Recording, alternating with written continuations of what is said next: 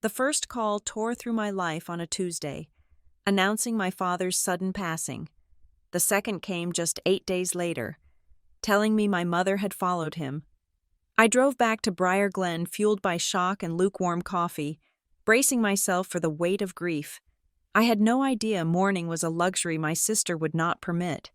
I thought I was coming home to bury my parents, but I was walking straight into a war. The highway stretching toward Briar Glen was a gray blur of asphalt and rain. A tunnel I had been driving through for what felt like a lifetime. I was 33 years old, and in the span of 8 days, my world had been hollowed out from the inside. The first call had come on a Tuesday. It was my mother, her voice trembling so violently I could barely understand the words. My father was gone. A massive heart attack in the garage, amidst his woodworking tools and the smell of sawdust.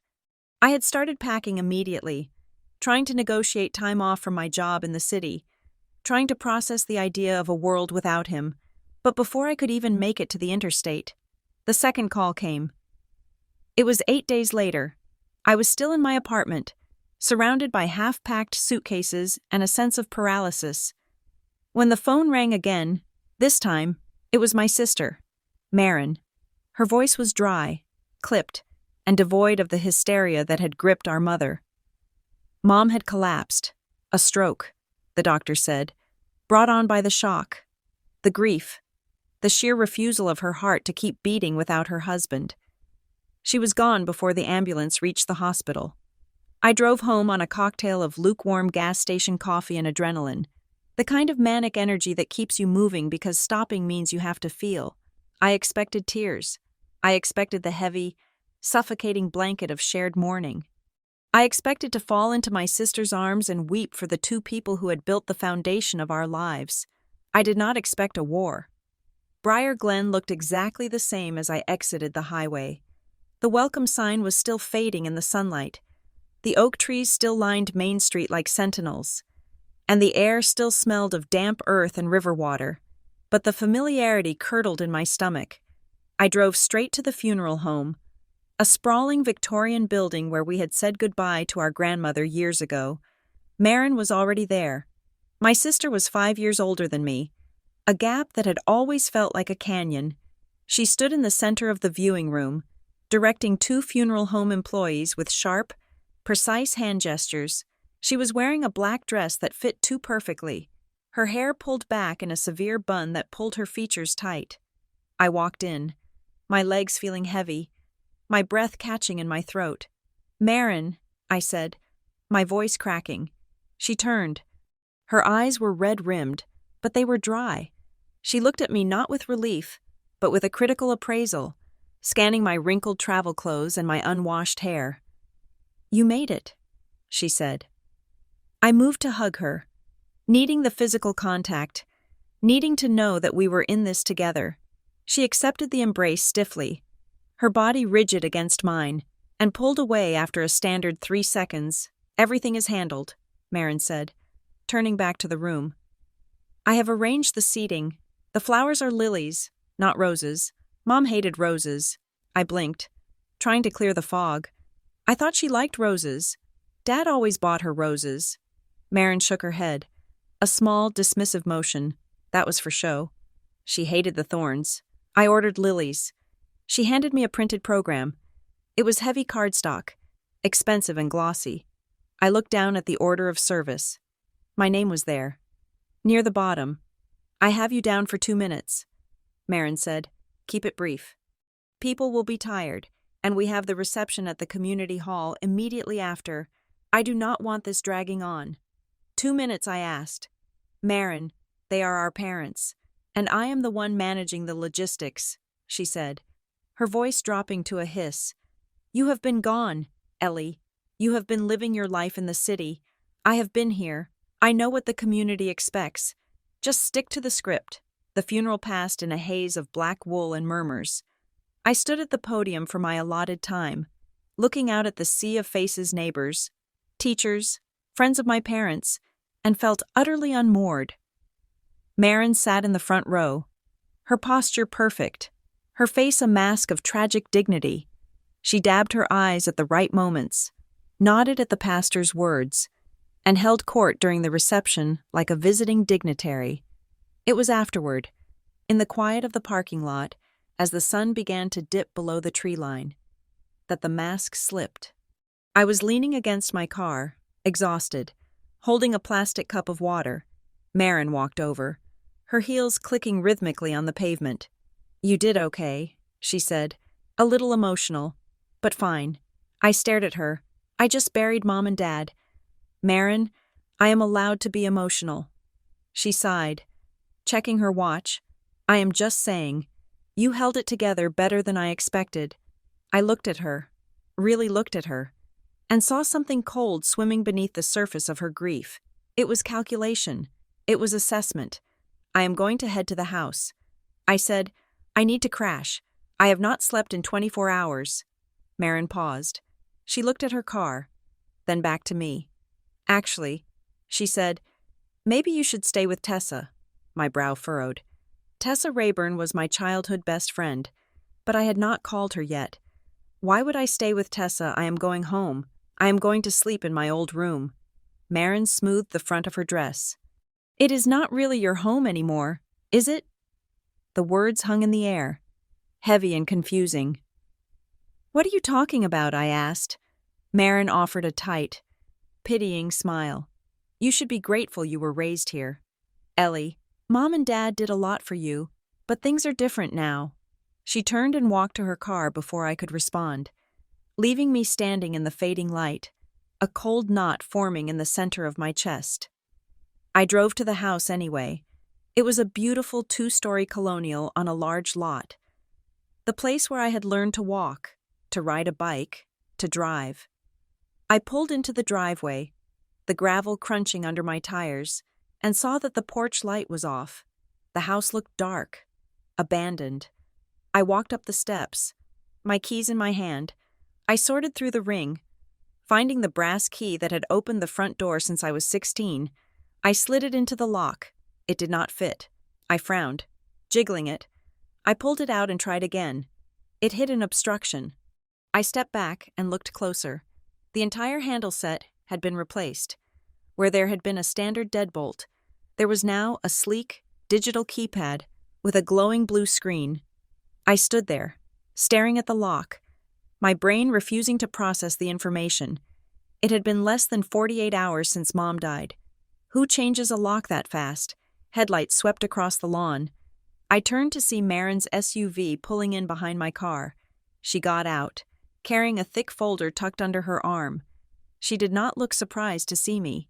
"I told you to go to Tessa's," she said, walking up the path. "Marin," I said, my voice rising, "why does my key not work? What is going on?" She stopped at the bottom of the steps, looking up at me. She looked like she was preparing to discipline a child. "This is a difficult conversation. Ellie, I wanted to wait, but you are forcing my hand." She tapped the folder. "Mom and Dad and I discussed this months ago." She said, "They were worried about the estate. They wanted to make sure things were simple." "Simple?" I asked. "Locking me out of my childhood home is simple." "It is not your home," she repeated. Harsher this time. "It is the family home, and legally, that means it stays with the bloodline." I felt the blood drain from my face. It was a low blow, the lowest she could possibly take. I was adopted when I was 3 months old. It was a fact of my life, something we had never hidden, but also something that had never mattered. My parents were my parents. Marin was my sister. We were a family. "What did you say?" I whispered. Marin sighed, opening the folder and pulling out a document.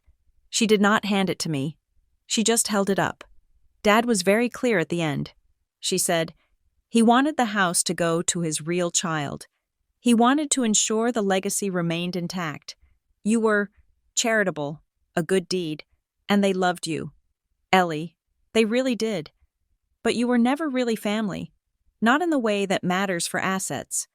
I stared at her, my mouth open. "You are lying. Dad would never say that. Mom would never allow it. Mom was sick." "Ellie," Marin said smoothly. She knew what was best. She signed the transfer. "It is all legal. The house is mine. And I do not want you staying here." It creates liability issues. Liability issues, I screamed. I am your sister. Marin punched a code into the keypad. 4 rapid beeps, and the door clicked open. She stepped inside and turned back to face me. Blocking the entrance with her body. Go to Tessa's, she said. We will talk when you are less hysterical. She closed the door. I heard the electronic lock engage with a mechanical whir. I stood on the porch for a long time, shivering in the night air. Staring at the wood grain of the door, I raised my hand to pound on it, to scream, to break a window, but a wave of exhaustion hit me so hard I nearly collapsed. I had no fight left, not tonight. I drove to Tessa Rayburn's apartment building on the other side of town. Tessa opened the door in her pajamas, took one look at my face, and pulled me inside without a word. She set me up on her couch with a blanket and a glass of wine, sitting by my feet while I recounted the scene at the porch. She is gaslighting you, Tessa said, her voice fierce. That does not sound like your parents at all. I don't know, I said, staring at the ceiling. Maybe she is right. Maybe I just imagined I was equal. Maybe they always looked at me and saw a stranger. I spent that night in a cycle of torture. I would drift into sleep, only to be jerked awake by the realization that they were dead. Then the second wave would hit the humiliation. The idea that for 33 years, I had been a guest in my own family, a charity case that had finally overstayed its welcome. I felt guilty, wondering if I had missed signs, if I had been a bad daughter, if I somehow deserved this exclusion. Around 3 a.m, my phone buzzed on the coffee table. It was a text from Marin. Don't come back for anything without permission. I will box up your things when I have time. I stared at the glowing screen in the dark. The guilt evaporated. The sadness hardened into something cold and sharp. Permission. She was talking to me like I was a trespasser. I did not reply. I turned off the phone and closed my eyes. I was not going to sleep, but I was done crying. The next morning, I borrowed a blouse from Tessa and drove to the county courthouse. It was a small brick building in the center of town, the kind of place where the floors creaked and the air smelled of old paper and dust. I needed to see it for myself. I found the probate clerk's office at the end of a long hallway. The woman behind the counter was named Sarah, someone I vaguely remembered from high school. She looked tired, sipping from a large thermos. Can I help you? She asked. I am Ellie Collins. I said, my parents, Robert and June Collins, just passed away. I wanted to check if anything has been filed. Sarah's expression shifted from boredom to recognition, and then to something awkward. She typed my parents' names into her computer. Oh, she said, yes, probate was opened yesterday. Yesterday I asked, the day of the funeral. Sarah nodded. By Marin Collins. She is listed as the petitioner. I gripped the edge of the counter. Can I see the file? It is public record, Sarah said. She printed a few pages and slid them across the counter. I scanned the documents. It was a petition for letters of administration. Marin had checked a box stating there was a will, but the will itself was not attached to this specific summary. But what caught my eye was a notation in the property section. Wait, I said, pointing to the line about real estate. It says the estate has 0 real property. That is wrong. They owned the house on Elm Street. Sarah squinted at the screen. She clicked a few keys. Actually, let me check the deed registry. She navigated to a different window. The silence stretched for 10 seconds, heavy and suffocating. Here it is, Sarah said. A quitclaim deed was recorded. Let me see. 4 days ago. 4 days ago, I said. My mother died 3 days ago. Right. Sarah said. It looks like it was signed and notarized 2 days before she passed. It transfers the property from Robert and June Collins to Marin Collins. Since the transfer happened before death, the house is not part of the probate estate. It belongs to Marin directly. The room seemed to tilt. 2 days before she died, Mom was in the hospital. She was unconscious for part of that time. Who notarized it? I asked. Sarah pointed to a name at the bottom of the digital image. A. Veller. I did not recognize the name. I asked for a printout of the deed. Sarah hesitated, glancing at the clock, but she printed it, I walked out of the courthouse with the paper burning a hole in my hand. Maren had not just taken the house, she had extracted it. She had moved while the body was still warm, no, while the body was still breathing. My next stop was Stone and Harrow Legal Group. They had been my parents' attorneys for decades. Mr. Stone had handled everything for them, from business contracts to their simple estate planning. The office was plush, carpeted in deep burgundy, with oil paintings of hunting dogs on the walls. I walked up to the receptionist, a young woman who looked like she was barely out of college. "I am Ellie Collins," I said. "I need to speak with Mr. Stone." The receptionist's eyes darted down to her desk. She did not look at me. "Mr. Stone is in a deposition," she said quickly. Then Mr. Harrow, I said, "or anyone who can explain why my sister has the house." She typed something, biting her lip. "I am sorry. Miss Collins, we cannot help you." "What do you mean?" I asked. "You are my parents' attorneys." "Yes," she said. "And Miss Maren Collins was here yesterday." She picked up the originals. The original will, the trust documents, everything in the retention file. She said, "She is the executor. She has the right to possession, but I am a beneficiary." I said, "I have a right to see copies." The receptionist finally looked up, and her expression was one of genuine discomfort. She lowered her voice. "We were instructed not to release anything else," she said. "Instructed by whom I demanded, by the executor," she said, "and by Mr. Stone. You would need to subpoena them if you want access now." I walked out of the office, the heavy glass door swinging shut behind me with a decisive thud.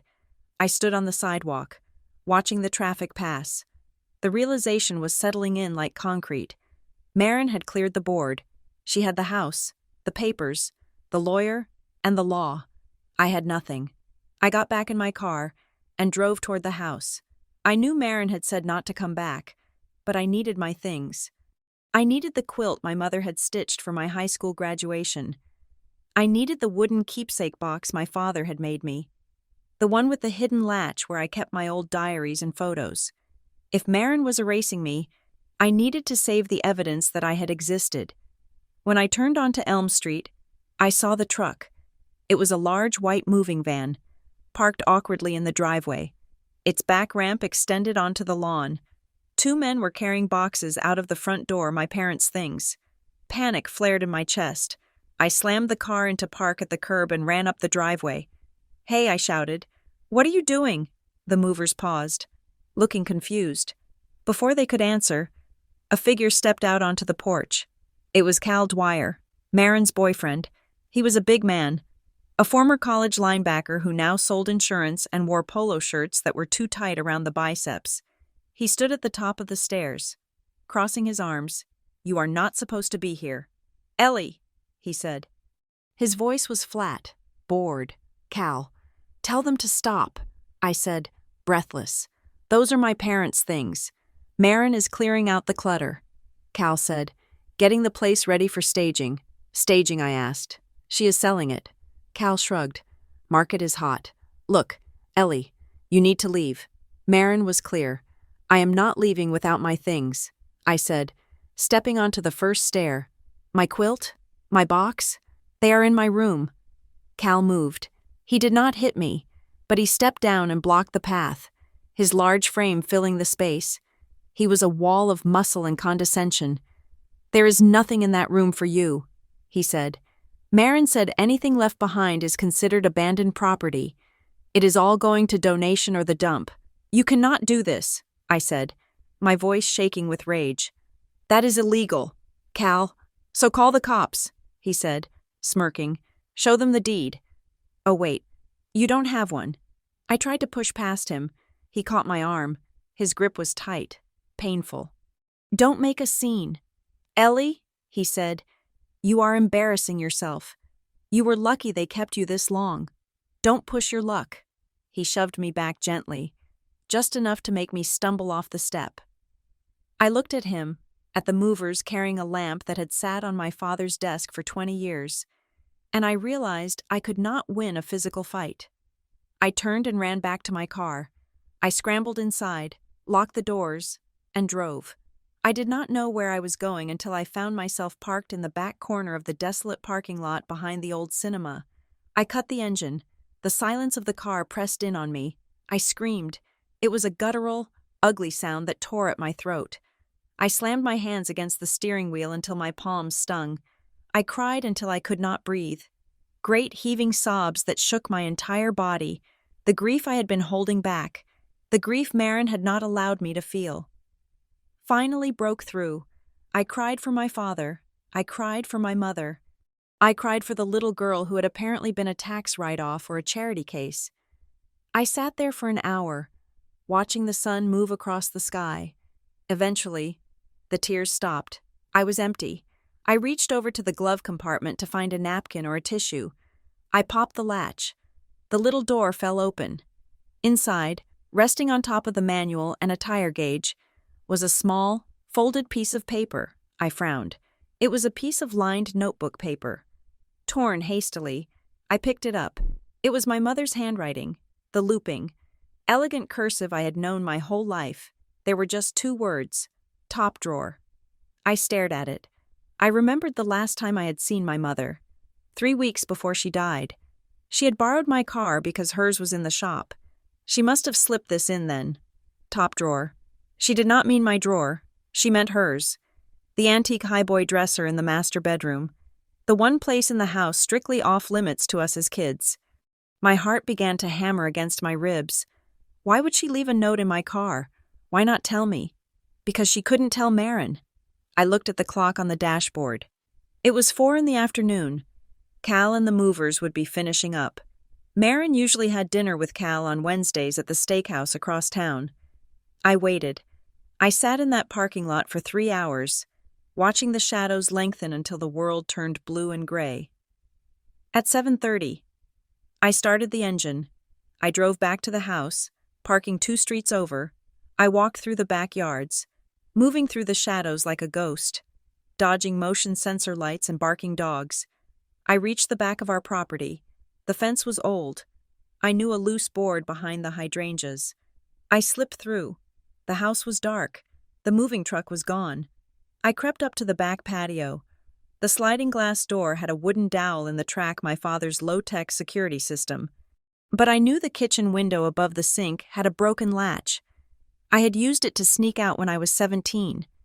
I found a plastic lawn chair and dragged it quietly to the wall. I climbed up, praying the years hadn't fixed the latch. I pushed. The window slid up with a soft groan. I scrambled through, landing awkwardly in the sink. Knocking over a bottle of dish soap, I froze, listening. Silence. I climbed down and moved through the house. It smelled of cleaning supplies and emptiness. The furniture was still there, but it felt staged, cold. I went up the stairs, skipping the 3rd step that always creaked. I reached the master bedroom. The moonlight filtered through the blinds, illuminating the room. The bed was made perfectly, and there, against the far wall, was the highboy dresser. I crossed the room, my breath coming in shallow gasps. I reached for the top drawer. It stuck for a moment, then slid open on waxed runners. It was filled with neatly folded scarves and sachets of lavender. I felt around, under the silk and wool. My fingers brushed against paper. I pulled it out. It was a slim, white envelope.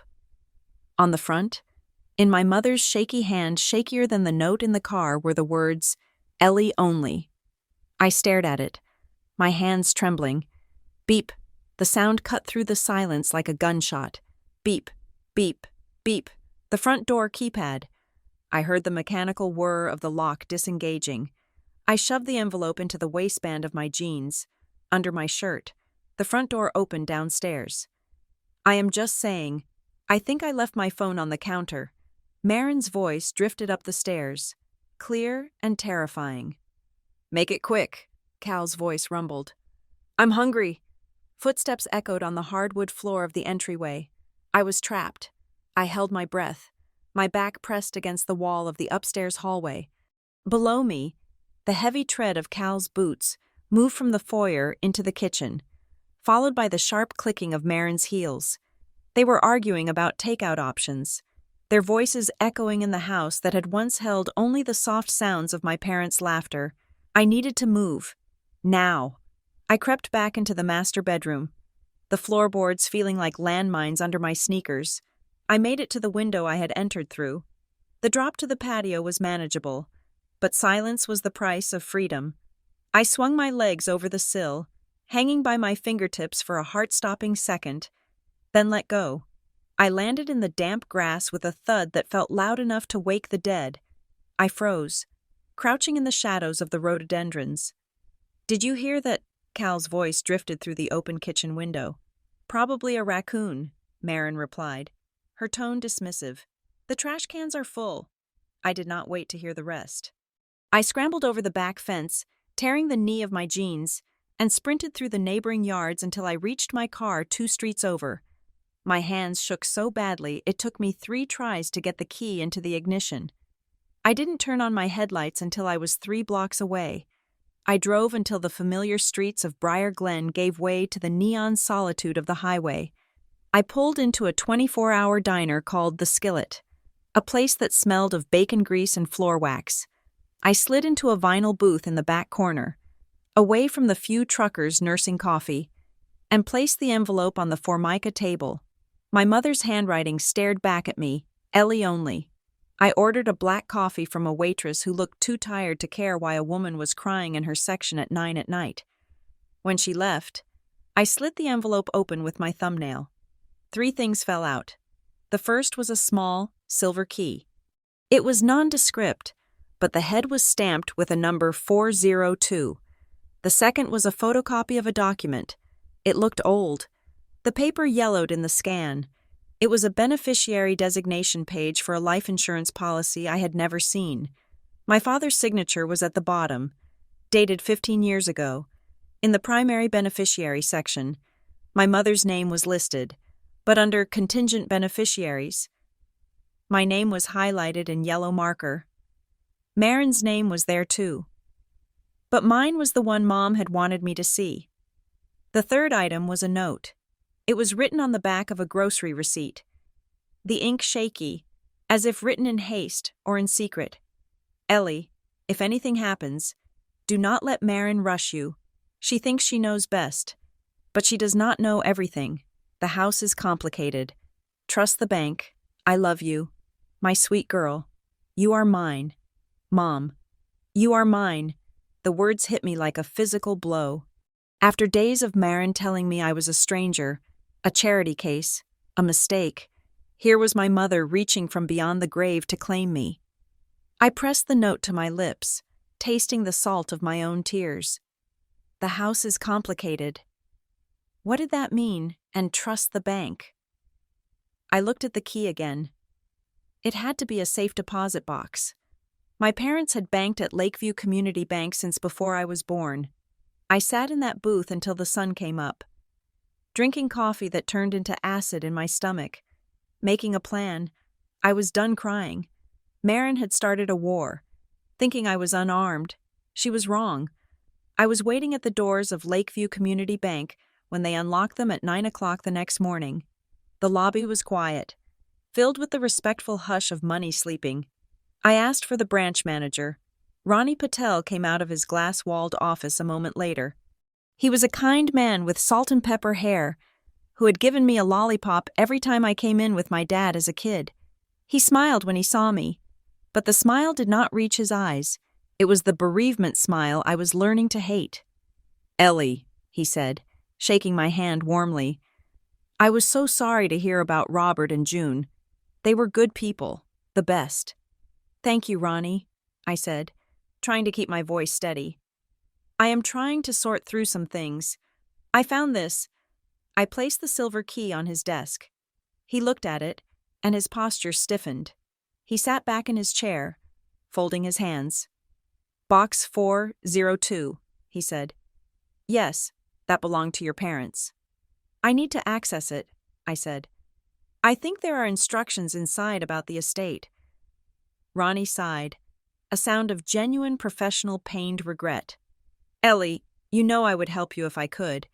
But with both of them gone, the box is sealed, until the executor presents the letters of administration and a death certificate.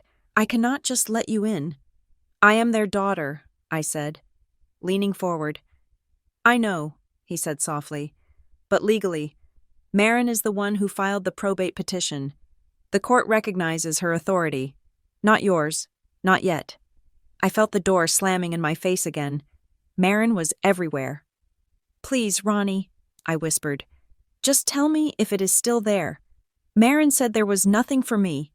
Ronnie looked at the door of his office to make sure it was closed. He leaned in, his voice dropping to a murmur. The box is safe, Ellie. No one has accessed it since your father died. He paused, then added, though not for lack of trying. I froze. What do you mean? Someone came in here 3 days after your father passed, Ronnie said, choosing his words carefully. They tried to use a power of attorney document to gain access, but the POA expires upon death. I had to turn them away. They were very persistent, unpleasantly so. Was it Marin? I asked. Ronnie just looked at me, his eyebrows raising slightly. He did not say the name, but he didn't have to. You need a court order, Ellie, he said, standing up to signal the meeting was over. If you think there is a will or a codicil in that box that contests the current probate, you need a judge to tell me to open it. Get a lawyer. I walked out of the bank with the key burning a hole in my pocket. Marin had tried to raid the box. She knew something was in there, and because she couldn't get it, she was trying to bury me before I could find it. My phone buzzed. It was Marin. Coffee. We need to talk like adults. The roasted bean. 30 minutes. I stared at the screen. Part of me wanted to throw the phone into the decorative fountain outside the bank, but another part, the part that had read my mother's note, knew I had to go. I had to see what she wanted. The roasted bean was the trendy spot in town, all exposed brick and overpriced lattes. Marin was sitting at a window table, looking like a grieving angel in a cream-colored cashmere sweater. She had 2 coffees waiting. I got you an oat milk latte, she said as I sat down. I know you are trying to cut dairy. It was a detail from 3 years ago. I drank dairy now, but I didn't correct her. What do you want? Marin? I asked. She sighed, wrapping her hands around her mug. I want peace. Ellie, I know the other night was intense. I was stressed. Cal was stressed. We are all grieving. You locked me out of the house, I said. You told me I wasn't family. I was emotional, she said, waving a hand as if swatting away a fly. Look, I am just trying to protect what Mom and Dad built. They were in debt. Ellie, heavy debt. The house is leveraged. If we don't sell it fast, the bank takes it. I am trying to save the equity so there is something left. Debt, I asked. Dad hated debt. He paid cash for his truck. Medical bills, Marin said, her eyes wide and earnest. Mom's care was expensive. Dad's heart condition. It added up. I have been carrying this family for the last 6 months. Ellie, you were in the city, living your life. I was here, balancing the checkbooks, talking to the doctors. I am just trying to clean up the mess. She almost sounded convincing.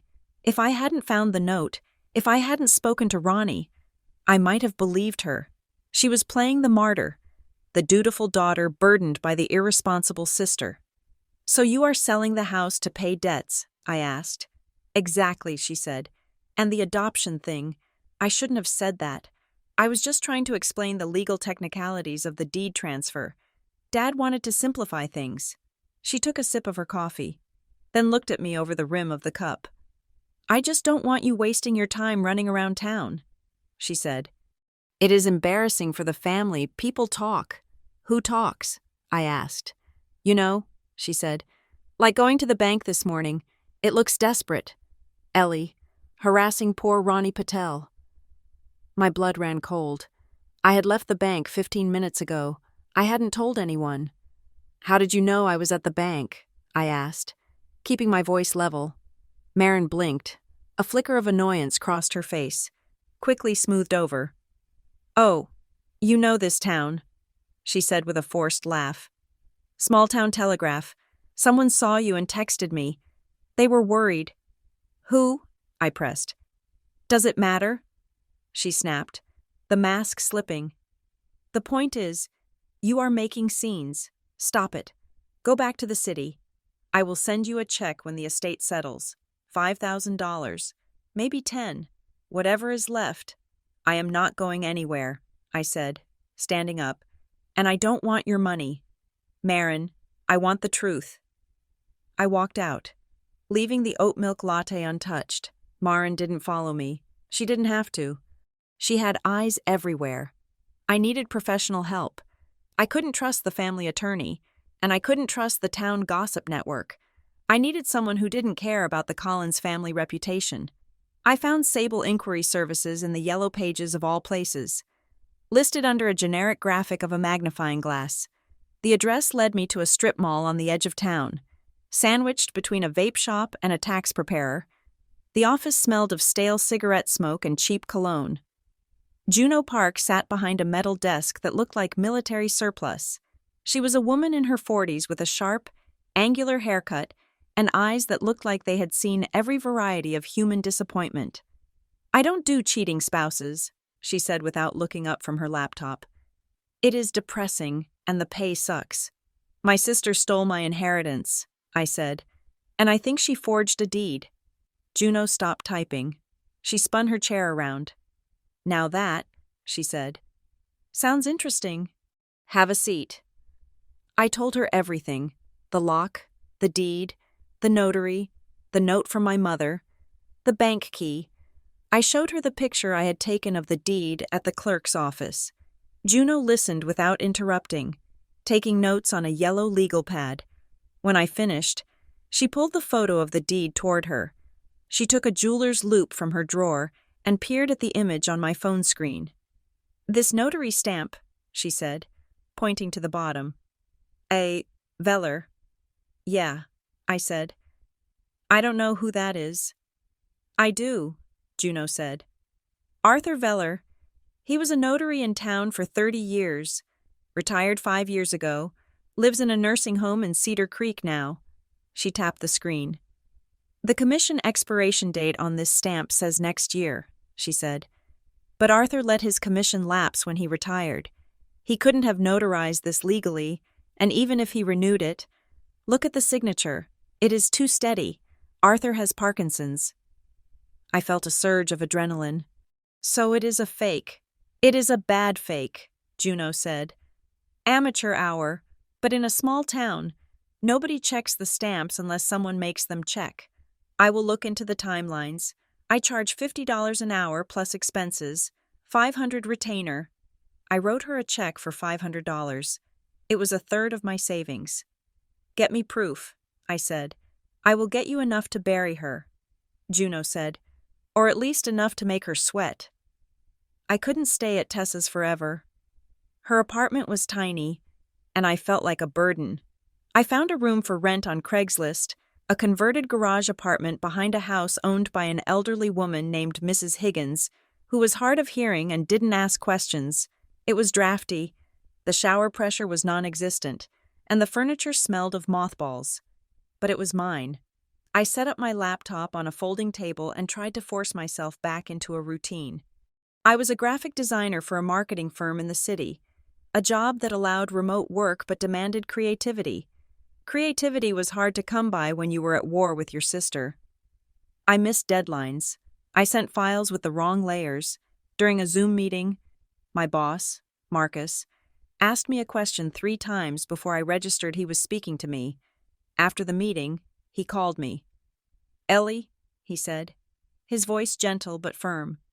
I know you are going through a lot. Losing parents. I can't imagine, but the client noticed the errors in the layout yesterday. I am sorry, Marcus, I said, gripping the phone. I will fix it. You need stability, he said. If you need to take unpaid leave, take it, but if you are clocked in, I need you here, physically and mentally. We have the quarterly review coming up. I can't protect you if the work isn't there. I am here, I lied. I am back. It won't happen again. I hung up, my hands shaking. The stakes had just risen.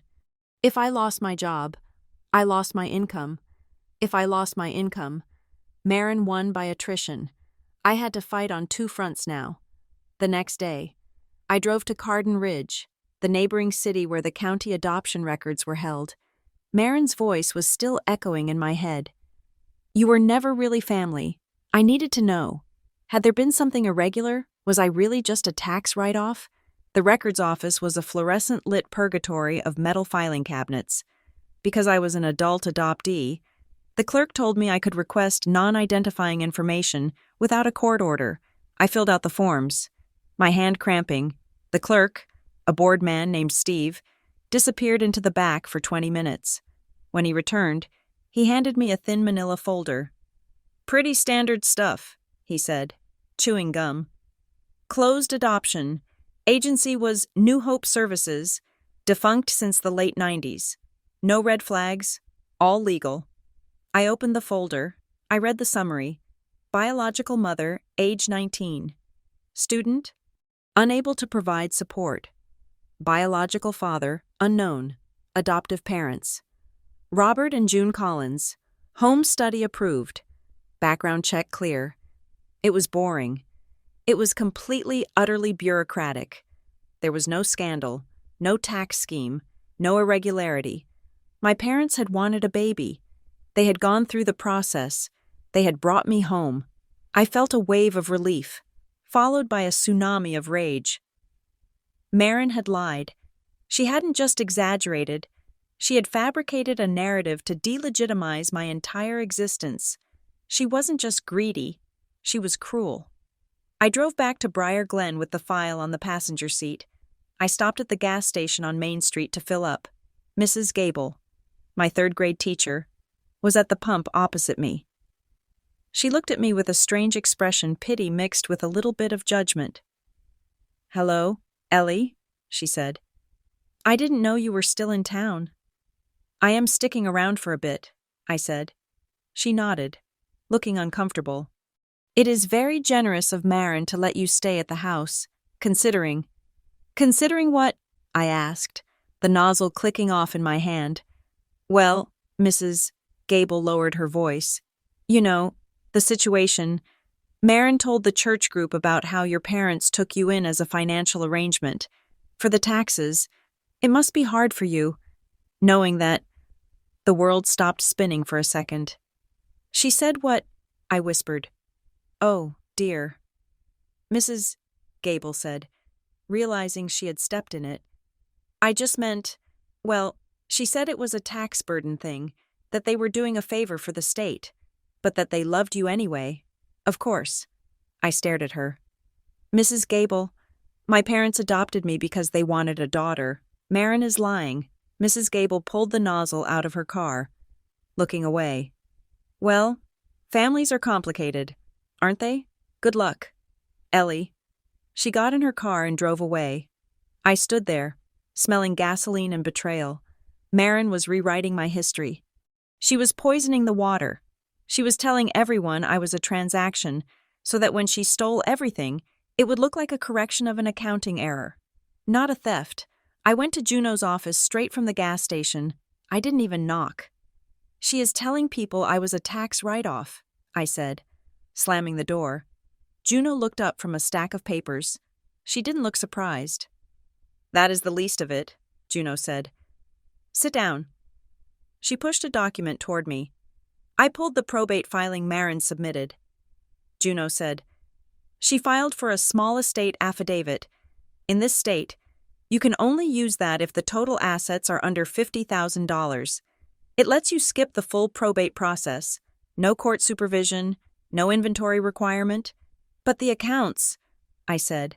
"Mom and Dad had savings, life insurance, retirement." "Exactly," Juno said. I did some digging. Marin submitted a list of assets that conveniently leaves out 3 major accounts I found traces of.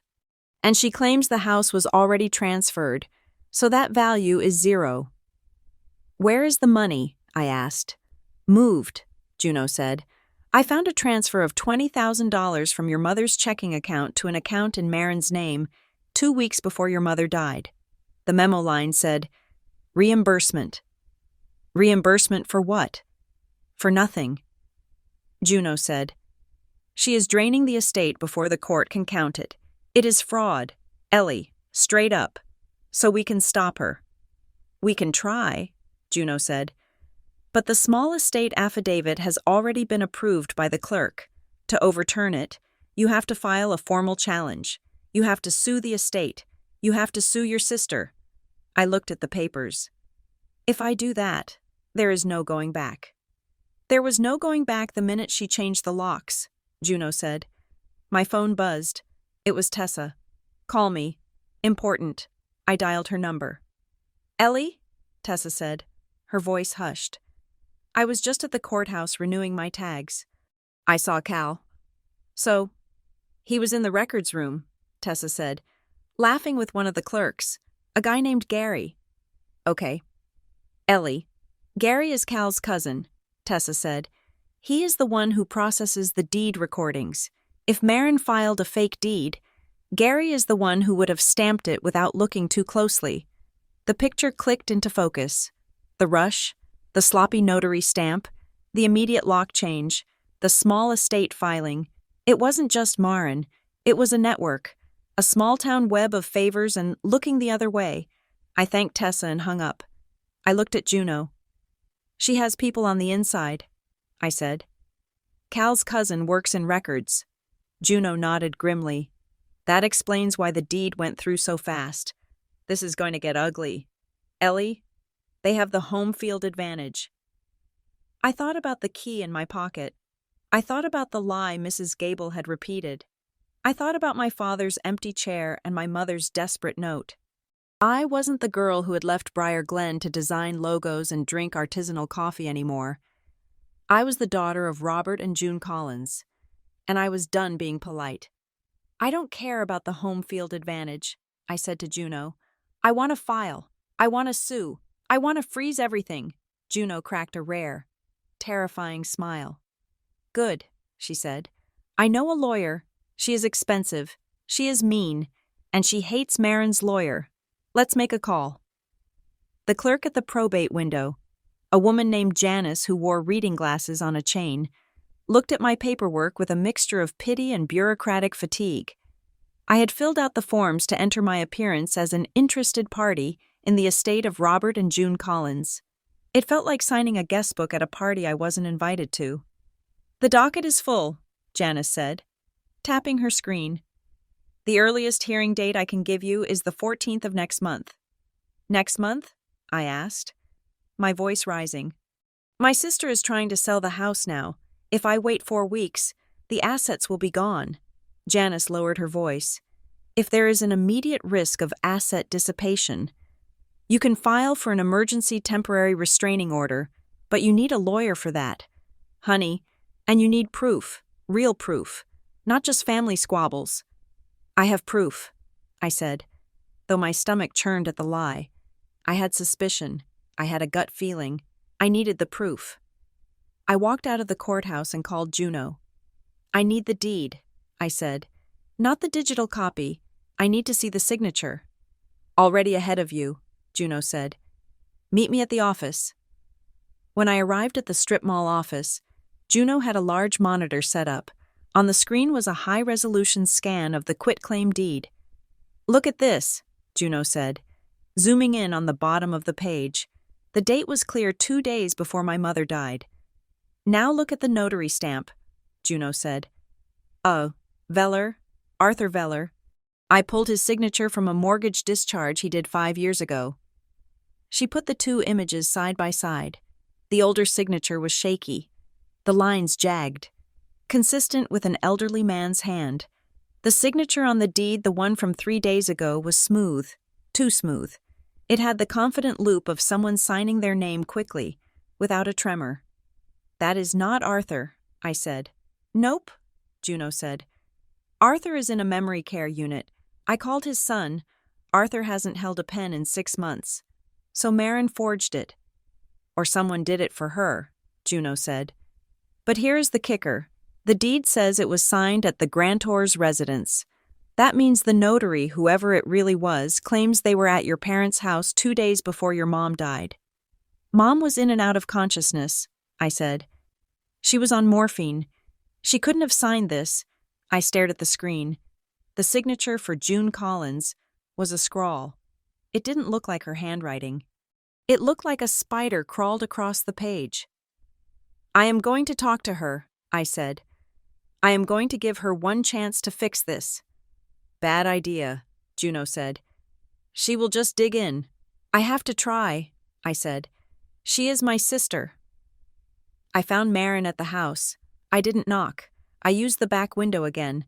Knowing she hadn't fixed the latch, I walked into the kitchen, where Marin was sitting at the table with a stack of brochures. She jumped when she saw me. Jesus! Ellie! She shouted. I am going to call the police. You are trespassing. Cut the crap. Marin, I said, slamming the printout of the deed onto the table. I know about the notary. Arthur Veller didn't sign this, and Mom didn't sign it willingly. Marin didn't flinch. She picked up the paper, glanced at it, and dropped it back on the table. Mom wanted peace, she said calmly. She knew you would make a scene. She knew you would feel entitled, so she signed it to make sure the transition was smooth. Smooth? I asked. She was dying. Marin, she was on heavy medication. Did you even explain what she was signing? I explained that we needed to protect the asset, Marin said. She agreed. She trusted me. And Arthur Veller? I asked. Did he trust you too? Or did you steal his stamp? Marin stood up. Her face was hard, the grief completely gone. You are grasping at straws, Ellie, and you are too late. I have already listed the house. My breath caught. What? It is a quiet sale, she said. Pocket listing. I have an investor coming tomorrow. Cash offer, as is. By the time you get a court date, the money will be in the estate account, and I will distribute your share, $5,000. Take it or leave it. You can't sell it, I said. It is fraud. It is business, Marin said. Now get out. If you come back here without an appointment, I will have you arrested. I mean it. Ellie. I left through the front door this time, shaking with rage. She wasn't just bending the rules, she was obliterating them. And she was right. A quiet sale to a cash investor could happen in days. I needed to stop the clock. I sat in my car and thought about who else would have been there. Marin couldn't have done this alone. Someone had to witness it. The deed listed 2 witnesses. One was illegible. The other looked like L. Vance, Loretta Vance, my mother's best friend since high school. I drove straight to Loretta's house. It was a small bungalow on the south side of town, surrounded by rose bushes. Loretta answered the door in her gardening gloves. When she saw me, her face crumpled. Ellie, she said. Oh, honey, I heard you were back. Can I come in, Loretta? I asked. She hesitated, looking over my shoulder as if she expected Marin to be standing there. I suppose so. The place is a mess. We sat in her living room. I didn't waste time. Marin says you witnessed Mom signing the house over to her, I said. Loretta went pale. She pulled off her gloves, twisting them in her hands. I didn't sign anything, Ellie, she whispered. Your name is on the deed, I said. L. Vance? Is that your signature? No, Loretta said, her eyes wide. Marin called me. She asked me to come over. It was 2 days before June passed. I went over there. June was not good. Ellie, she was staring at the ceiling. She didn't know I was there. Loretta started to cry. Marin had these papers, Loretta continued. She kept trying to put a pen in June's hand. She was saying, just sign it, Mom. It is for the insurance. But June wouldn't grip the pen. She was just so weak. And then what happened? I asked gently. Marin asked me to witness it, Loretta said. She said, just sign here. Loretta, say you saw her do it. It is what she wants. But I couldn't. I told her no. I told her June didn't know what was happening. I left. Ellie, I ran out of there. So you never signed it? Never, Loretta said. I would never do that to June, or to you. Marin forged your signature too, I said. Loretta put her face in her hands. I should have called you. I didn't want the drama. Marin can be so intense. I was scared. It is okay, I said, putting a hand on her shoulder. But I need you to tell this to a judge. Can you do that for Mom? Loretta looked up, tears streaming down her face. She nodded slowly. She didn't want this, Ellie. She kept asking for you. That whole week, she kept saying, "Where is my Elle?" The words broke my heart, but they also steeled my resolve. Marin had not only stolen the house, she had stolen my chance to say goodbye. Claiming Mom didn't want to see me, it was a lie. It was all a lie. I left Loretta's and went back to my rented room. I needed to build the timeline. I logged into our family mobile plan. My parents had paid for my phone until I was 25, and even though I paid my own bill now, we were all still on the same legacy family bundle because it was cheaper. I had the admin password because Dad could never remember it. I pulled up the call logs for the house landline and my mother's cell phone for the week before she died. There were dozens of calls, doctors, hospice, relatives, but there was one number that appeared repeatedly on the day the deed was allegedly signed. 5 calls in 2 hours. I Googled it. No result. I sent the number to Juno. 10 minutes later, she texted back, "Burner phone." But I cross-referenced the location data. The phone pings back to an address in the industrial park. It belongs to a courier service called Quick Dash. They do document running for law firms. Which firm, I asked. Stone and Harrow is their biggest client. Juno replied. Marin had used a runner. She hadn't even gone to the law office. She had someone bring the papers to the house, probably the fake notary or the person who facilitated the forgery. I sat back, rubbing my eyes. I had the forgery. I had the witness. But I needed one more thing. I remembered the lockbox. My father kept a fireproof metal box in the bottom of the china cabinet in the dining room. He kept the serious stuff there: passports, birth certificates, the spare keys to the safety deposit box.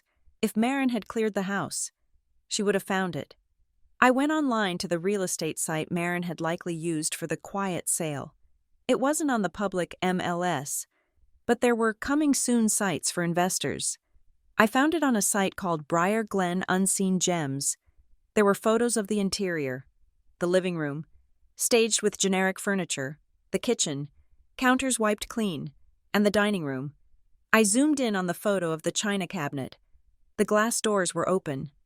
The bottom shelf, where the heavy metal box had sat for 30 years, was empty. She had taken it, but something else caught my eye in the photo. On the floor, near the cabinet, was a small, torn piece of paper. It looked like trash the cleaners had missed. I couldn't read it from the photo, but it confirmed she had been through that cabinet. If the codicil or the trust instructions were in there, she had them, or she had destroyed them. I needed a lawyer who wasn't afraid of Stone Harrow. I found Amara Lyle. She was a solo practitioner in the next county over. Her website was Stark Lyle Law. Litigation, probate, no nonsense. I met her in her office, which was essentially a stack of file boxes with a desk in the middle. Amara was younger than I expected, maybe late 30s, with sharp eyes and a sharper tongue. She listened to my story, looked at the affidavit Juno had drafted for Loretta, and looked at the photo of the deed. "Okay," Amara said. "Here is the reality. The adoption angle. Forget it. It doesn't matter if you were adopted or if you were hatched from an egg. You are a legal heir. The law treats you exactly the same as your sister. Marin bringing that up is just psychological warfare. Ignore it." "She is selling the house," I said. "Tomorrow. Then we file an emergency motion for a temporary restraining order," Amara said. "We argue that the deed is fraudulent and that the executor is dissipating assets. We ask the judge to freeze the property and the accounts immediately. Can we do that?" With the affidavit from Loretta Vance saying she didn't sign it absolutely, Amara said, "That is the smoking gun. If the witness says she wasn't there, the deed is void on its face. It doesn't even matter if your mom wanted to sign it or not. If the formalities weren't met, it is a piece of paper." "And the money?" I asked. Juno says she moved cash. We ask for a full forensic accounting, Amara said. If she moved money before death using a power of attorney that she was abusing, that is conversion. That is theft. Ellie. I don't want to put her in jail, I said, my voice quiet. She is my sister. Amara looked at me, her expression softening just a fraction. You are not putting her in jail, she said. You are stopping her from robbing you. There is a difference, but you have to decide. Ellie, are you in this? Because once we file this motion, you are suing your family. There is no going back to Thanksgiving dinner after this. I thought about the tax write-off comment. I thought about the lock on the door. I thought about Mom asking for me while Marin kept me away. I am in, I said. We filed the motion the next morning. Amara moved with terrifying speed. She drafted the complaint, attached Loretta's affidavit, and walked it into the judge's chambers herself. By 2 p.m, we had a hearing scheduled. Emergency session. Judge Harrison. I walked into the courthouse feeling like I was underwater. The air was thick. My heart was hammering against my ribs. Marin was already there. She was standing with a lawyer from Stone Harrow, a junior associate who looked nervous. Marin looked furious. She was wearing a white suit, looking like the victim. When she saw me, her eyes narrowed into slits. You really did it, she hissed as I walked past. You are suing your own sister. You left me no choice, I said, looking straight ahead. The hearing was short. Judge Harrison was a no-nonsense man with a gray beard. He read the motion. He read the affidavit. He looked at Marin's lawyer. Mr. Renwick, the judge said. This affidavit claims the witness signature on the deed is a forgery. Do you have the witness here to refute that? Your Honor, we just received this motion. The lawyer stammered. We haven't had time to... The house is listed for sale, the judge asked. We are exploring market options, the lawyer said. That means yes, the judge said. I am granting the temporary restraining order. The property at 42 Elm Street is frozen. No sale, no transfer, no encumbrance, and I want a full accounting of all estate assets filed within 10 days. If this deed is a forgery, we are looking at criminal implications. He banged the gavel. It was over in 10 minutes. I felt a rush of relief so strong I almost collapsed. The house was safe. For now. I walked out of the courtroom. Marin was waiting in the hallway. Her lawyer was packing his briefcase, looking annoyed. Marin stepped into my path. She was smiling. It was a cold, terrifying smile. You think this is a win? She whispered. The judge thinks so, I said. Marin stepped closer. She smelled of expensive perfume and malice. You can't afford this, Ellie, she said. I have the estate money to pay for my lawyers. You are burning your savings. I will drag this out for years. I will file motion after motion. I will drain every cent you have until you are begging me to settle. I will fight you, I said. I can outlast you, she whispered. And you know why, because I belong here. I am the real daughter. You are just a visitor. Mom knew it. Dad knew it. And soon, the whole town will know it.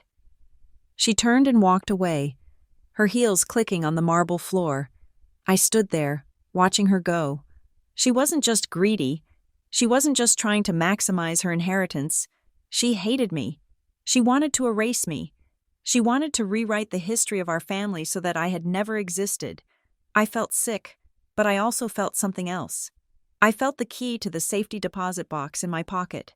She thought she had all the cards. She thought she had the money and the time. But she didn't know about the box, and she didn't know that I was done playing by her rules. I met Amara outside on the courthouse steps. The sun was shining, but the air was crisp. She threatened to drag it out, I said. Amara lit a cigarette, shielding the flame with her hand. Of course she did, Amara said. That is the playbook. But we have a lead. Loretta Vance is the key, and if we can prove the notary was fake, the deed is dead. What about the accounts? I asked. She said she is using the estate money to pay her legal fees. We will freeze those too, Amara said. But we need to find out where she moved the money. That accounting the judge ordered, it will be full of holes. You need to find the missing pieces. I have a key, I said. Amara looked at me. What kind of key? Safety deposit box, I said. Lakeview Community Bank. Marin couldn't get in, but I have the key. Amara smiled. It was a shark smile. Then let's go see what your parents were hiding, she said. Because if Marin is this scared, whatever is in that box is nuclear. The glamour of a courtroom drama is a lie invented by television. Real legal warfare is not about dramatic speeches or marble hallways. It is about paper, mountains of it. It is about deadlines that arrive with the relentless precision of a metronome, demanding pieces of your soul in exchange for a stamp on a docket for the next 3 weeks. My life dissolved into a gray slurry of interrogatories, requests for production, and depositions. I stopped sleeping. I stopped cooking. My apartment, the drafty room above Mrs. Higgins's garage, became a bunker filled with banker's boxes and half-eaten protein bars. I was working 2 jobs, my actual job as a graphic designer, which was hanging by a thread, and my new full-time unpaid job as a litigant. I would wake up at 4 a.m. to review scanned bank statements before logging into my work email at 8. By noon, my eyes felt like they were filled with sand. Amara Lyle, my attorney, did not believe in sympathy. She believed in calories. Eat, she said, sliding a turkey sandwich across her desk. It was late Tuesday, and the office was dark except for the pool of light from her desk lamp. I am not hungry, I said, staring at a timeline Juno had drafted. I don't care, Amara said, not looking up from her laptop. Your deposition is in 6 days. Marin's lawyer, that shark Renwick, is going to try to break you. If your blood sugar is low, you will get emotional. If you get emotional, you will say something stupid. If you say something stupid, we lose the house. Eat the sandwich. I picked up the sandwich. The bread was stale. I ate it anyway. We received their production documents this morning, Amara said, tapping a thick stack of paper. They finally produced the will. I froze. A piece of turkey stuck in my throat. And it is exactly what you feared, Amara said. It names Marin as the sole executor. It leaves the house and all residual assets to her. You get a specific bequest. She flipped to page 4. $5,000, she read. To my adopted daughter, Ellie, with love and affection. The words stung, but they also felt wrong. My father didn't talk like that. He didn't use phrases like residual assets or specific bequest in conversation. And he certainly wouldn't have called me his adopted daughter in his final testament. He would have just called me his daughter. May I see it? I asked. Amara handed me the document. It was 5 pages long, stapled in the corner with a heavy blue backer. I flipped through it. The paper was high quality. Bond stock. I looked at the signature page. My parents' signatures were there, looking shaky but legible. The date was from 8 months ago. Something is off, I said. Tell me, Amara said, leaning back. Look at the margins, I said. I pointed to page 2. The text block here is justified, perfectly square. But look at page 3, Amara squinted. Ragged right edge. And the font, I said. It is Times New Roman on both, but look at the spacing. Page 3 looks tighter, like someone squeezed the text to make it fit on one page.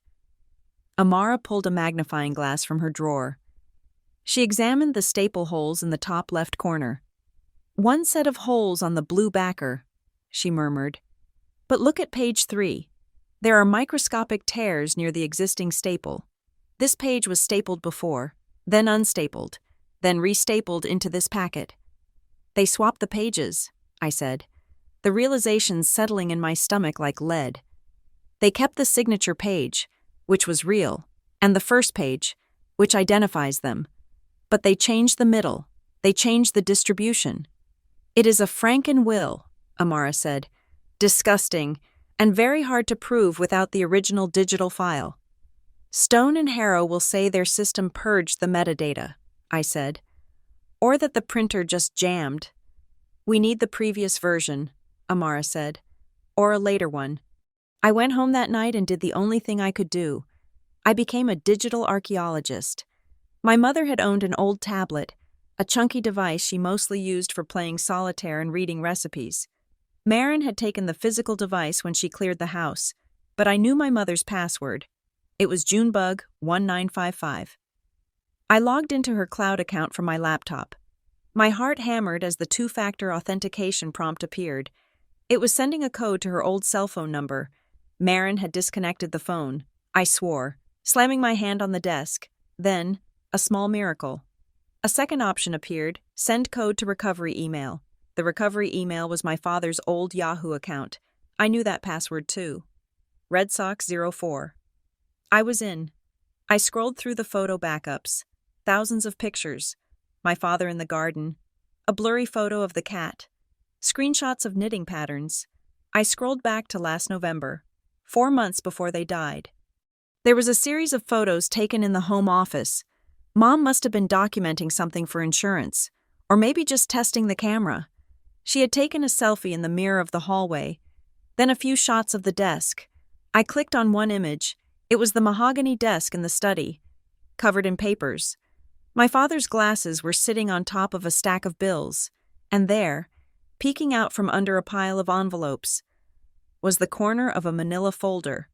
I zoomed in until the image pixelated. The label on the tab was handwritten in thick black marker. Codicil. January 2024. I stared at the screen. A codicil. An amendment to a will. The date on the will Marin had produced was from the previous summer. This folder was dated January, 5 months later. You wrote something else, I whispered to the screen. You changed it. I took a screenshot. I emailed it to Amara and Juno. The next morning, Juno called me. Her voice was crackling with the kind of energy that meant she had blood in the water. I found him, she said. Who? A. Veller? Arthur Veller, the notary. Is he in the nursing home? I asked. He was, Juno said. But I caught his son, Mike, at their old house packing up boxes. Mike is a talker, especially when you tell him his dad is about to be named as a co-conspirator in a felony fraud case. What did he say? He let me talk to Arthur on FaceTime, Juno said. Arthur is lucid in the mornings. I showed him the deed. And he laughed, Juno said. He actually laughed. He said, I haven't owned a stamp in 3 years. He said his kit was stolen out of his truck when he was moving into the assisted living facility. He filed a police report. He filed a report, I asked, gripping the phone. Dated 3 years ago, Juno said. I have the case number. The stamp used on Marin's deed was reported stolen, which means the notarization is void ab initio. From the beginning, it is a dead document. Ellie, we have them, I said. We really have them. We have the deed, Juno corrected. But the will is still a problem. If the deed is void, the house goes back into the estate. But if the will stands, Marin gets the estate. She still gets the house. She just gets it through probate instead of the transfer. We need that codicil. Amara filed the motion to challenge the deed the next day.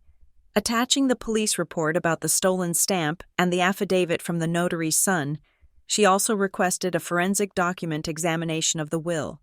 Marin's lawyer, Renwick, did not take it lying down.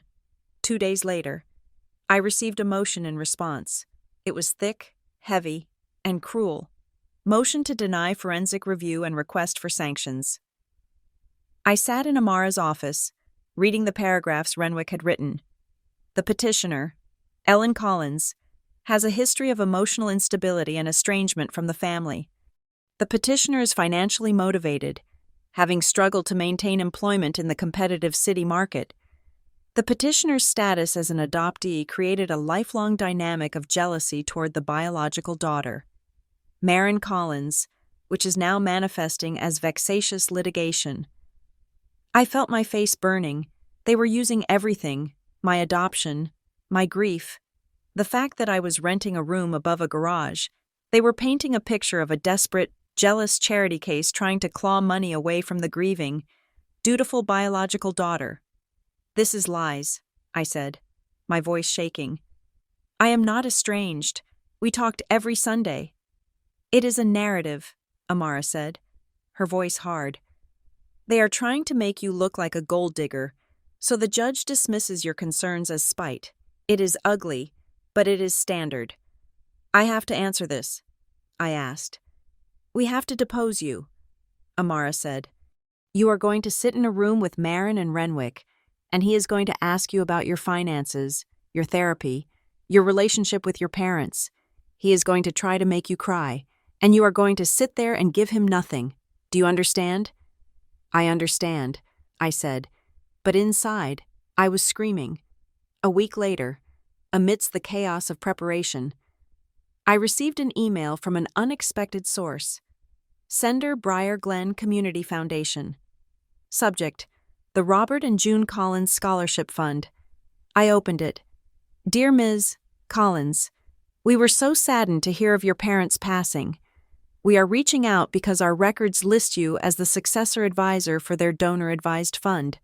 We need to schedule a brief meeting to discuss the annual distribution." I frowned. I knew my parents donated to the local library and the high school, but I didn't know they had a formal fund. And why was I the successor? Marin was the executor. Marin was the financial one. I called the number. "This is Ellie Collins." "Oh, Ellie. Yes." The voice on the other end was warm. "This is Gail Mercer, the director. I worked with your mother for years on the scholarship committee. I am surprised to hear from you," I said. "I thought my sister handled all the financial matters." There was a pause, a distinct, pregnant silence. "Well," Gail said, choosing her words carefully, "your mother was very specific about this fund. She updated the contact information about 6 months ago. She removed Marin and added you." My grip on the phone tightened. "She removed Marin." "Yes," Gail said. "She came in person. She was quite adamant. She said, 'The girls need it equal, even if they fight.' Can you come in tomorrow?" "I will be there," I said. The foundation office was located in a renovated historic house on the edge of the town square. Gail Mercer was a woman in her 60s with silver hair and a silk scarf tied effortlessly around her neck. She greeted me with a hug that felt surprisingly genuine. "You look just like her," Gail said, pulling back. "Around the eyes. I know you were adopted. But you have her spirit." "Thank you," I said. "It has been a difficult month." "I can imagine," Gail said. She led me to a small conference room. June was worried, toward the end. "Worried about her health. Worried about you girls," Gail said. She knew Marin was strong-willed. She knew Marin had a different view of things. Gail opened a file on the table. "The fund is small," she said. "About $20,000. It is meant for art scholarships for local kids. But that is not really why I asked you here." She reached into the back of the file and pulled out a sealed white envelope. It wasn't a standard business envelope. It was personal stationery, heavy and cream-colored. "Your mother gave me this the day she changed the successor contact," Gail said. "She told me, 'If something happens to me, and if there is trouble, give this to Ellie. Only Ellie.'" "Trouble?" I asked. "She didn't specify," Gail said, "but she seemed anxious. She said Marin was pressing her about the house, pushing her to sign things she didn't want to sign." I took the envelope. My name was written on the front in that familiar, looping cursive. I tore it open. Inside was a single sheet of paper, dated January of this year, the same month as the codicil folder I had seen in the photo. "My dearest Ellie, if you are reading this, it means Marin has not honored our agreement. Your father and I have tried to keep the peace. We love you both, but we know Marin struggles to share. She believes she is owed. She is not. Our intention is for the house to be sold, and the proceeds split 50-50. We have told Marin this. She agreed to it in front of us. But I see the way she looks at the papers. We have signed a codicil to our will. It is in the lockbox in the dining room. It states that if Marin attempts to take the house for herself or contests the equal split, the house is immediately transferred into the Collins family trust, with a neutral fiduciary appointed to sell it. She loses control if she tries to take control. Do not let her bully you. You are my daughter. You are equal in my heart and in my will. Love. Mom. I put the letter down, my hands trembling. It was the smoking gun. It wasn't just a sentiment. It was a strategy. My parents had anticipated exactly what was happening. They had built a trap for Marin's greed. If Marin tried to seize the house which she had, the assets were supposed to move into a trust. She would lose her executorship. She would lose control. The codicil, I whispered. It triggers the trust. Is it helpful? Gail asked gently. It changes everything, I said. But the document she mentions, the codicil itself, it is missing. Missing! The lockbox is gone, I said. Marin took it, Gail frowned. Your mother was thorough. If she made a codicil, she wouldn't just keep one copy in a box. She would have filed it. She would have filed it with Stone and Harrow, I said. Her lawyers. Mr. Stone is a good man, Gail said. But he is getting old, and his junior partners, well, they claim they don't have it, I said. Marin picked up the files. I looked at the letter again. We have signed a codicil. If they signed it, it had to be witnessed. It had to be notarized. Gail, I said, did she mention who prepared the codicil? Was it Stone? I don't know, Gail said, but I know she met with someone else that week. She mentioned having lunch with an old friend, a retired judge, Judge Prentice. I blinked. Judge Prentice. He had been my father's golf partner for 20 years. He retired 5 years ago, I said. He did, Gail said. But he still does favors for friends. If she didn't trust the firm to hold it against Marin, maybe she went to someone Marin couldn't intimidate. I stood up. I had to find Judge Prentice. But first, I had to call Amara. We have a roadmap, I told Amara over the phone as I walked to my car. The house was supposed to go into a trust if Marin got greedy. The codicil exists, or it did.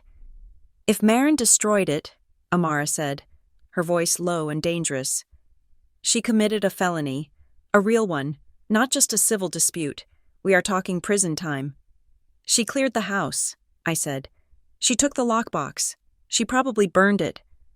We need proof it existed, Amara said. The letter is hearsay. It shows intent, but it is not the instrument itself. We need a copy, or a witness. I am going to find Judge Prentice, I said.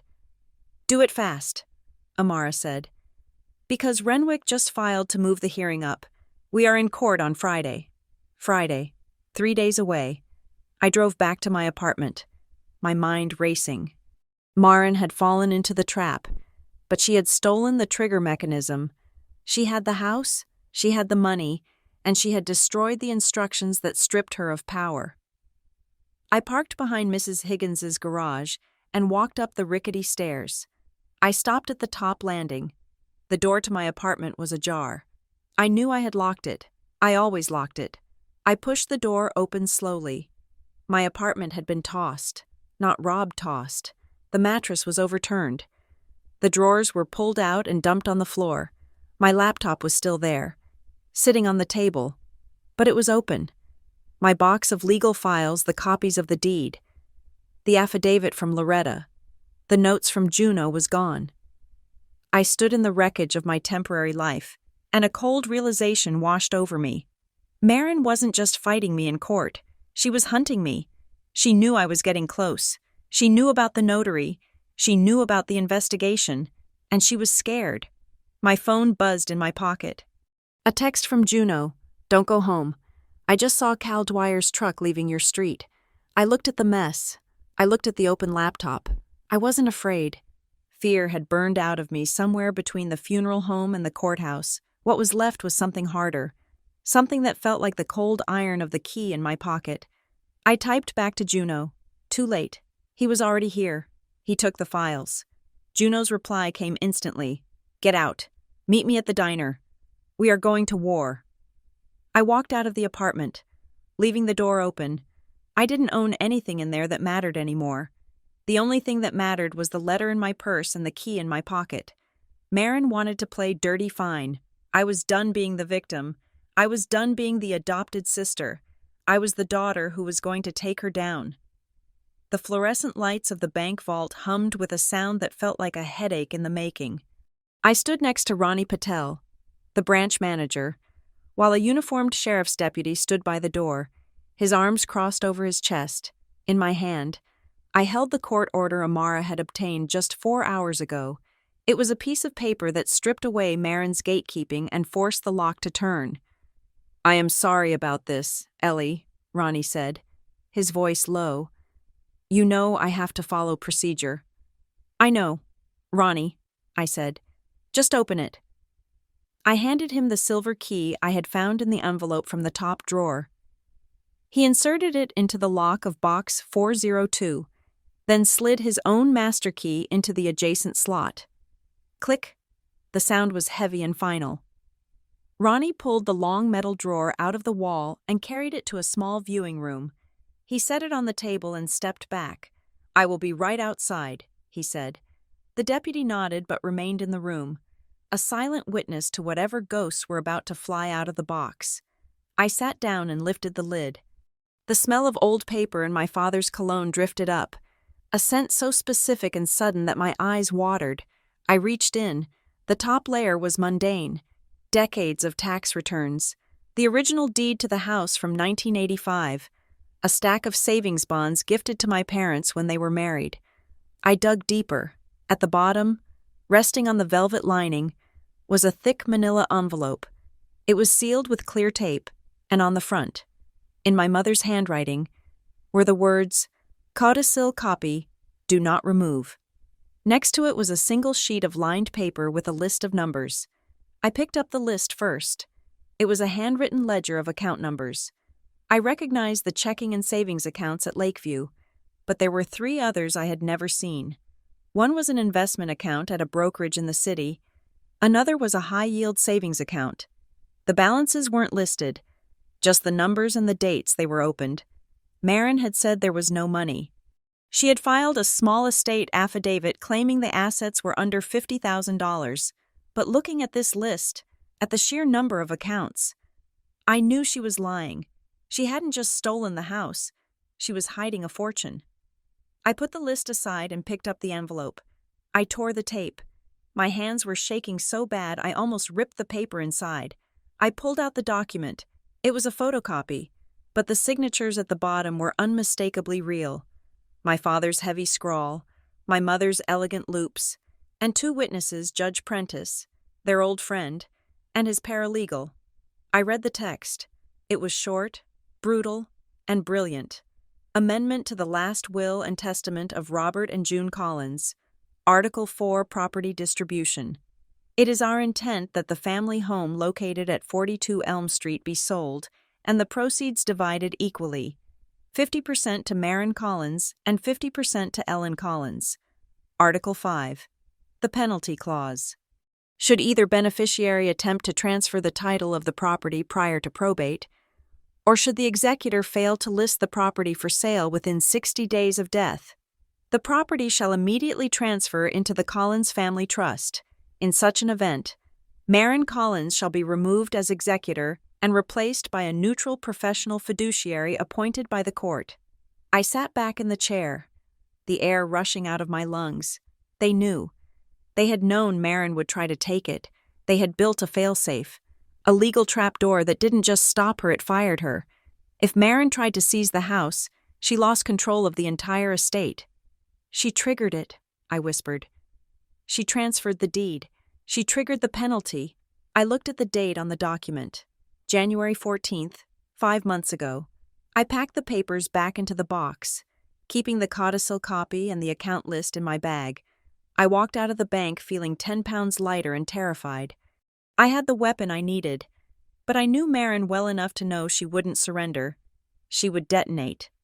The explosion happened 2 days later. On a Sunday, It was the memorial brunch for my parents, a gathering of extended family aunts from Wisconsin, cousins from the coast, people who had flown in too late for the funeral, but wanted to pay their respects. Marin had organized it at the Briar Glen Country Club, a place my parents hated but Marin adored. I hadn't planned to go, but Amara told me I had to. "You are the daughter," she had said. "If you don't show up, you let her write the story that you are estranged. Go, eat a melon ball, be seen." So I went. The room was filled with white tablecloths and hushed conversations. Marin was holding court near the buffet, wearing black silk and looking tragically beautiful. She was telling a story to Aunt Linda about how hard it had been to manage everything alone. I walked in. The conversation stopped. Heads turned. I was wearing a simple navy dress, the only thing I had that was clean. Marin froze. Her eyes darted to the door, then back to me. She hadn't expected me to have the nerve. "Ellie," she said, her voice tight, "I didn't think you were coming." "I am here for Mom and Dad," I said, my voice carrying in the quiet room. I walked over to Aunt Linda and hugged her. "It is good to see you, Aunt Linda." Marin stepped between us. Her smile was brittle, a crack in a porcelain glaze. "We were just talking about the house," Marin said loudly, "and how difficult the transition has been, especially with the complications." "The complications," I repeated. "You mean the lawsuit." The room went deadly silent. Aunt Linda looked at her shoes. "I mean," Marin said, her voice rising, "the fact that some people are more interested in money than in honoring our parents' memory. Is that what you think this is?" I asked. "Money. What else would it be?" Marin snapped, abandoning the whisper. "You hired a lawyer, Ellie. You sued the estate. You are holding everything up because you think you deserve a payout. You are a thief." The word hung in the air like a slap. "A thief?" I asked, stepping closer. "I am not the one who forged a deed. Marin, I am not the one who emptied the bank accounts before the funeral." "You were adopted!" Marin screamed. It echoed off the vaulted ceiling. The servers stopped pouring coffee. The cousins froze with forks halfway to their mouths. "You were a charity case," Marin yelled, her face flushing a blotchy red. "We took you in. We gave you a name, and this is how you repay us by dragging our name through the mud. You were never really family. Ellie, you were a project." I looked at her. I didn't feel the shame she wanted me to feel. I felt pity. She looked small. She looked terrified. "Mom and Dad loved me," I said quietly. "And they knew you would do this. That is why they wrote the codicil." Marin's face went white. The color drained out of her so fast I thought she might faint. "What?" she whispered. "I found it. Marin," I said. "I went to the bank. I know about the trust. I know you are fired." I turned and walked away. I didn't get a plate. I didn't say goodbye. I made it to the parking lot before I heard the click of heels behind me. "Wait." I turned. Marin was running after me, breathless. The rage was gone, replaced by a desperate, frantic energy.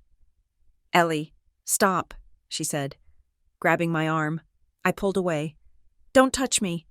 Okay, she said, holding up her hands. "Look, we can fix this.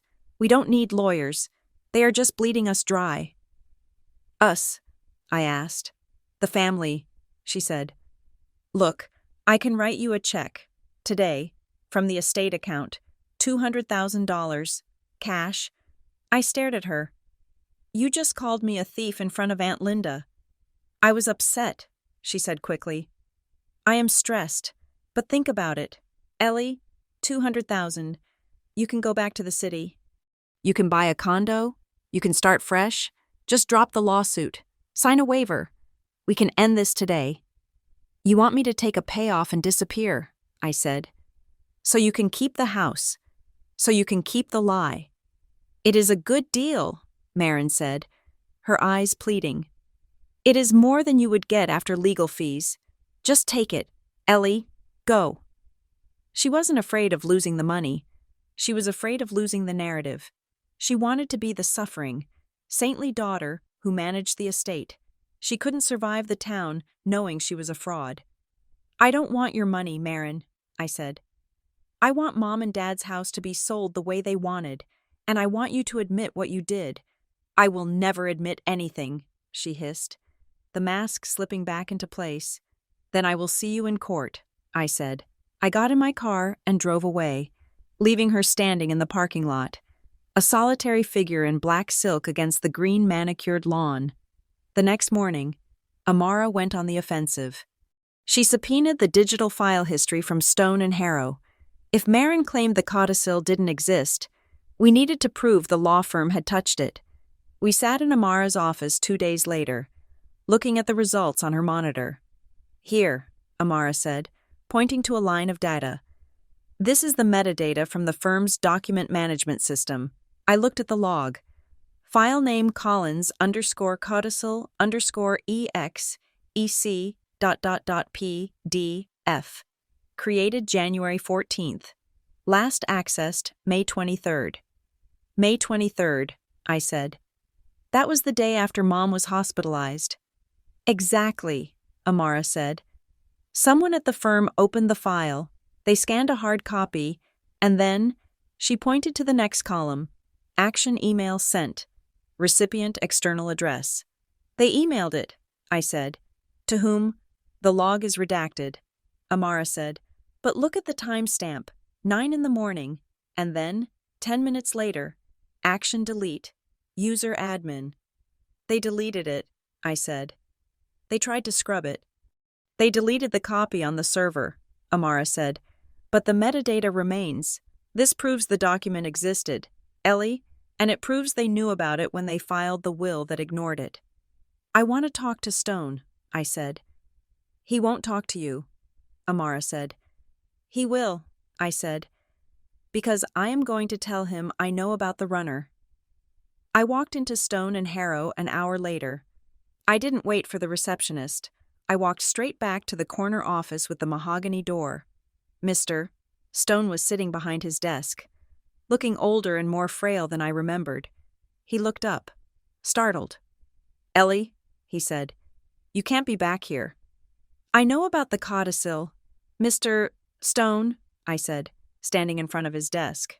"And I know your firm emailed it to someone the day after my mother had her stroke, and then you deleted it." He took off his glasses, his hands shaking slightly. "I don't know what you're talking about. We have produced all relevant documents." "Did you produce the text messages to the courier service?" I asked. "The runner who brought the deed to my parents' house. The runner who took the lockbox." Mr. Stone went pale. His eyes darted to the door. That was an irregularity," he stammered. "I was not involved in that. That was a junior associate. Miscommunication. A miscommunication that counts as felony evidence tampering." I asked. "Ellie, please," he said, his voice dropping to a whisper. "This is a small town. We try to handle things informally. Your sister, she was very persuasive. She said it was what your parents wanted. She said she was protecting the estate from medical creditors." "She lied," I said. "And you helped her. You let her bypass the law because you have known us for 30 years and you thought no one would check." He looked down at his desk.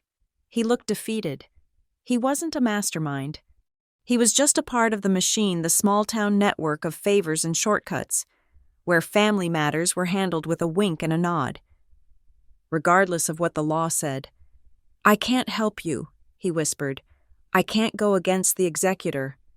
"You don't have to help me," I said. "You just have to tell the truth when the judge asks why your server shows a deleted file." I walked out. I didn't feel triumphant. I felt sick. The people my parents had trusted, their banker, their lawyer, their friends had all bent the knee to Marin because she was loud. She was present, and she was the real daughter. Juno was waiting for me at the diner. She had a stack of spreadsheets. "I found the money," she said, sliding a coffee across the table. "It is boring, Ellie. It is tragically boring." "Tell me." "She set up an account called Care Reimbursement," Juno said. "Joint account with your mom. Marin had power of attorney. She started moving money into it 6 months ago. 5,000 here, 3,000 there, all labeled expenses. Expenses for what? Groceries, gas, medical supplies, home maintenance. Juno rolled her eyes. There are no receipts. She was just transferring cash from your parents' retirement savings into this joint account, and then withdrawing it as cash or transferring it to her personal checking. How much? About $80,000, Juno said. Not a fortune, but enough to renovate a kitchen or pay off a car. She stole $80,000 from dying people, I said, and she justified it as payment for being the caretaker. Juno said, she probably convinced herself she earned it. That is the worst part. Ellie, she doesn't think she is a thief. She thinks she is an employee who just gave herself a bonus. I looked out the window at the gray street. I don't want her to go to jail, I said softly. Juno looked at me, surprised. She committed fraud. Ellie, she forged a deed. She stole money. I know, I said. But she is my sister. If I put her in prison, that is it. The family is gone. Forever. Dad would be heartbroken. So what do you want? Juno asked. I want the truth, I said. I want the house protected. I want the money returned to the estate, and I want her to admit she lied about me. I want my dignity back. Justice, not revenge, Juno said. It is a fine line. It is the only line I have left, I said. The court date arrived like a storm front. The final hearing on the validity of the deed and the motion to recognize the codicil. The night before, I couldn't breathe. My apartment felt like a cage. I kept pacing, rehearsing my testimony, imagining Marin's eyes boring into me. I needed one more thing. I needed to go back to the house. I called the sheriff's office. Because of the restraining order and the pending litigation, I was allowed supervised access to retrieve personal items. I met the deputy, a young guy named Officer Miller, who looked like he would rather be anywhere else at the front door at 7 in the evening. Marin wasn't there. Her lawyer had advised her to stay away during my visit. I walked into the house. It was cold. The staging furniture was still there, looking stiff and fake. Just grab what you need, ma'am, Officer Miller said, checking his phone. I walked to the basement. I need to check for some storage boxes, I said. I went down the wooden stairs. The basement smelled of damp earth and laundry detergent. My father's workbench was in the corner, covered in dust. I walked to the back wall. Behind the furnace, there was a wood panel there, loose on one side. My father had shown it to me when I was 10. He called it his hidey hole. He kept cash there for emergencies, and sometimes documents he didn't want Mom to worry about. If the codicil wasn't in the lockbox, maybe he had kept a backup. I pulled the panel back. The cavity was empty. My heart sank. Of course, Marin knew about this spot too. I reached my hand in, feeling around the rough concrete. My fingers brushed against something. It was a scrap of paper, a corner, torn off. I pulled it out. It was the corner of a yellow legal pad. There was no text on it, just a doodle, a star, a jagged, angry star drawn in blue ballpoint pen. I froze. Marin doodled stars when she was on the phone. She did it obsessively. She would cover entire pages with them while she talked. She had been here. She had found whatever was in this hole, and she had taken it, but she had left a trace. I looked at the scrap. It wasn't legal proof. It wasn't a document. But it was a message. She had scrubbed the house. She had scrubbed the law firm. She had scrubbed the bank. But she couldn't scrub everything. Find what you needed, the deputy asked from the top of the stairs. No, I said, putting the scrap in my pocket. But I found enough. I walked out of the house, the torn paper burning against my hip. I was terrified of tomorrow. I was terrified of the witness stand. I was terrified of destroying my sister. But as I looked back at the house, dark and silent against the night sky, I realized Marin had already destroyed the sisterhood. I was just the one left to sweep up the glass. The courtroom smelled of floor wax and stale anxiety. I sat at the plaintiff's table next to Amara. My hands folded in my lap. watching dust motes dance in the shaft of light falling from the high windows. It was strange, but I was not nervous. For weeks, I had been shaking, crying, and barely sleeping. But now that I was here, in the arena where the truth would finally be weighed, I felt a glacial calm. Marin sat at the defense table. She was wearing a suit the color of dove gray, her hair pulled back in a severe, elegant chignon. She looked like the grieving, burdened executor she claimed to be. She did not look at me. Judge Harrison entered, his black robe billowing. We stood. We sat. The air in the room tightened. "We are here on the matter of the estate of Robert and June Collins," the judge said, shuffling papers, "and the plaintiff's emergency motion regarding the validity of a deed transfer and the existence of a codicil. Mr. Renwick, you may call your first witness." Marin's lawyer, a man with a smile that showed too many teeth, called me to the stand first. It was a power move. He wanted to rattle me before I could present my case. He wanted the judge to see the unstable, jealous adoptee he had described in his briefs. I walked to the witness box. I swore to tell the truth. "Ms.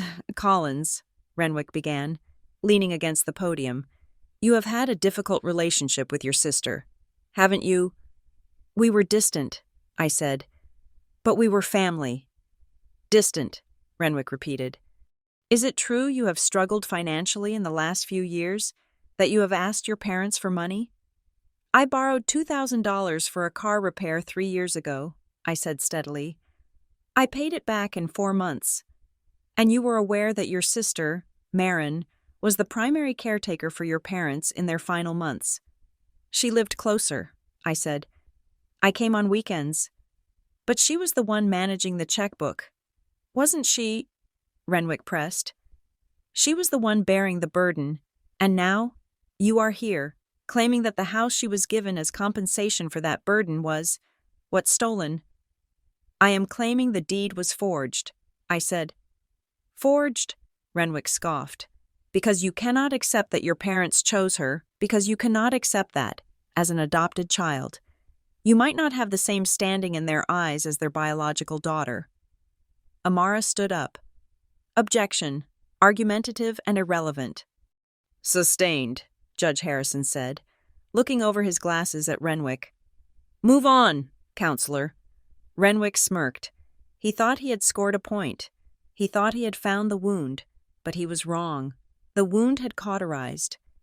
"I am focusing on the facts," I said, looking directly at the judge. "The fact is that my mother wrote me a letter stating her intent to split the house. The fact is that the safe deposit box contained a copy of a codicil giving me half the estate. The fact is that the deed was signed 2 days before my mother died, when she was medicated and unable to consent." Renwick tried to cut me off, but I kept going, my voice level. "And the fact is that the notary stamp on that deed does not belong to the person who signed it." I stepped down. I hadn't cried. I hadn't screamed. I had just laid the bricks of the wall that was about to fall on Marin. Amara called our first witness. It wasn't a person. It was a video deposition. On the courtroom monitors, the face of Mike Veller, the notary's son, appeared. He was sitting in a cluttered living room. "Can you state your father's condition?" Amara's voice asked from off-camera. "My dad has advanced Parkinson's," Mike said. "He has been in assisted living for 2 years. He can't hold a spoon, let alone a pen." "And his notary stamp?" "Stolen," Mike said. 3 years ago, someone broke into his truck when we were moving him. We filed a report. Case number 892, filed with the county sheriff." The judge looked at the screen, then down at the deed on his bench. He looked at the signature, the smooth, confident loop of A. Veller. "Mr. Renwick," the judge said, his voice dropping an octave, "does your client have an explanation for how a man with Parkinson's, who hasn't possessed a stamp in 3 years, notarized a deed in her kitchen last month?" Renwick stood up, looking flustered. "Your Honor, we believe the notary may have delegated the duty. It is irregular, perhaps, but not necessarily fraudulent intent on my client's part." delegated the duty, the judge asked. A notary cannot delegate a signature. That is fraud. Counselor, plain and simple. Amara didn't let up. She introduced the codicil copy next. This document, Amara said, holding up the photocopy I had found in the bank box, clearly outlines the parents' intent, 50-50 distribution, and a penalty clause if Maren Collins attempted to seize the asset. It is a photocopy, Renwick argued, found by the plaintiff, alone, in a box she accessed days ago. It could be a fabrication. Without the original, it is hearsay. We anticipated that argument, Amara said. She picked up a new stack of papers. We subpoenaed the file history from Stone and Harrow Legal Group, Amara said. This is a metadata log from their server. Maren stiffened. I saw her hand grip the edge of the table until her knuckles turned white. The log shows that a file named Collins Codicil was accessed on May 23rd, Amara said, the day after June Collins was hospitalized. It was emailed to an external address, and then, 10 minutes later, the file was deleted from the server. Amara turned to Maren. The document existed, Amara said. Your client's own lawyers had it, and someone tried to erase it. The courtroom was silent. The air felt thin, electric. Call Maren Collins to the stand, Amara said. Maren walked to the witness box. She didn't look like a victim anymore. She looked like a cornered animal, dangerous and sharp. Ms. Collins, Amara said, did you instruct anyone to delete that file? No, Maren said. I don't know anything about computer files. I am a nurse, not an IT specialist. But you knew about the codicil. I knew my parents discussed it, Maren said smoothly, but they changed their minds. That is why they signed the deed. They wanted to simplify things. They wanted to make sure I was taken care of because I was the one who stayed. So you deny hiring a courier to bring the deed to the house? Amara asked. I deny doing anything illegal, Maren said. We have phone records, Amara said. Your cell phone called a burner number 5 times on the day the deed was signed. That burner number belongs to a courier service used by Stone and Harrow. Maren's eyes narrowed. I make a lot of calls. Who was the courier? Maren, Amara asked softly. Who brought the fake notary stamp to the house? I don't know what you are talking about. Maren snapped. There was no courier. The lawyer sent it over. Which lawyer? Amara pressed. Mr. Stone says he didn't do it. It wasn't Stone, Maren said, her voice rising. It was the runner, the guy they use for the rush jobs. The room went dead quiet. Amara smiled. It was a small, sad smile. You just said there was no courier, Amara said. Now you are saying it was the runner, the guy they use for rush jobs. How would you know who the firm uses for rush jobs? Maren. Unless you hired him directly. Maren froze. She realized she had stepped into the trap. She had revealed knowledge of the mechanics of the transaction details a passive beneficiary wouldn't know. I assumed, Maren stammered. I just meant. And the lockbox? Amara asked, not letting her breathe. The box missing from the dining room cabinet. Did the runner take that too? Or did you remove it yourself to hide the original codicil? I didn't take anything, Maren shouted. I am the executor. It is my house. It is my estate. She is just trying to steal it because she is jealous. She has always been jealous because Mom loved me more. Maren was breathing hard, her chest heaving. She looked wild. Judge Harrison held up a hand. That is enough, he said. He looked at Maren, then at Renwick, who had his face in his hands. The evidence regarding the deed is overwhelming, the judge said. The notarization is visibly fraudulent. The testimony regarding the notary's incapacity is credible. The deed transfer recorded on May 24th is hereby declared void ab initio. Maren let out a small, strangled sound. Furthermore, the judge continued, the production of the metadata log suggests a deliberate attempt to suppress the decedent's true testamentary documents. This court finds that there is sufficient evidence to trigger the penalty clause described in the codicil copy provided by the plaintiff. He banged his gavel. Marin Collins is hereby removed as executor of the estate.